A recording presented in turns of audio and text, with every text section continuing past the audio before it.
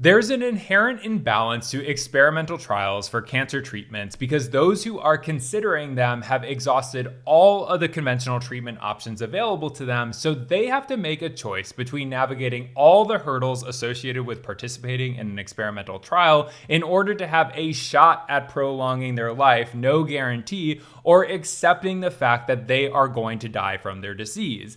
And since these experimental trials are typically only offered at prominent research institutes in major cities, everywhere else in the United States doesn't have easy access to them. When my mom's non-Hodgkin lymphoma, which was concentrated in her brain and spinal cord, relapsed once again, she actually got lucky, and I'm using that term very loosely considering her circumstance, because her oncologist found an experimental trial at a research institute in New York City, which is where I lived, for her exact condition. So my mom already had a place to stay there and a built-in caregiver. Not many people, especially not many people from Wichita, Kansas, are so fortunate to have all those things line up to be able to consider pursuing more treatment. But even then, navigating all the logistics was still far from easy for us, and it certainly was not cheap even when you remove the accommodations out of the equation. So for our specific experimental trial, it ran on 28-day cycles. So day one, my mom would take the capsules under the supervision of the medical staff, and they would measure her blood in increments over a 6-hour period of time. Then she was expected to come back on day 15 to do more routine blood work and scans if necessary. And the oncologist told us at the initial consultation that at some point that day 15 could just be done in Wichita, Kansas, so she wouldn't have to make that entire trek again.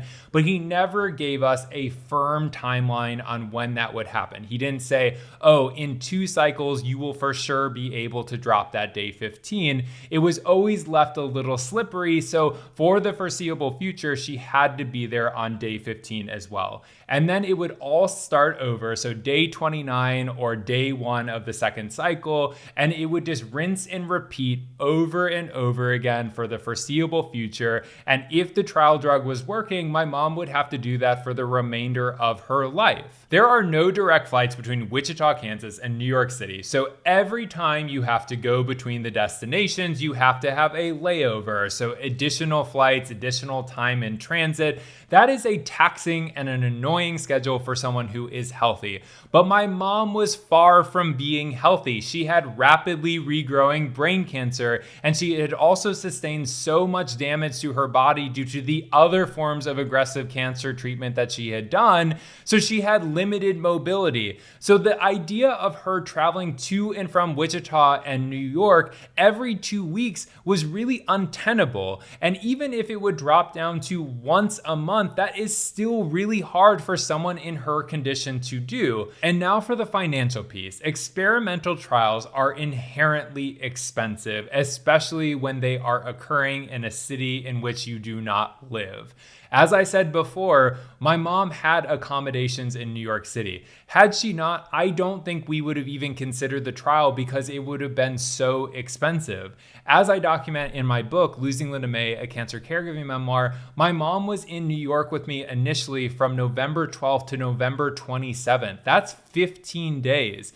So if she had to be in a hotel for that period of time, that would have been an insurmountable expense. Then you layer on the fact that flights between Wichita and New York City are expensive because, like I said before, there are no direct flights, and they're not direct flights that are happening frequently. And so there's no competition in the market. So when you are not battling with any other airlines, you are forced to pay inflated prices between 2 destinations. Realistically, though, those fees are nominal when you compare them to the medical fees associated with an experimental trial, because insurance carriers usually do not cover anything related to an experimental trial because it's unproven treatment to them.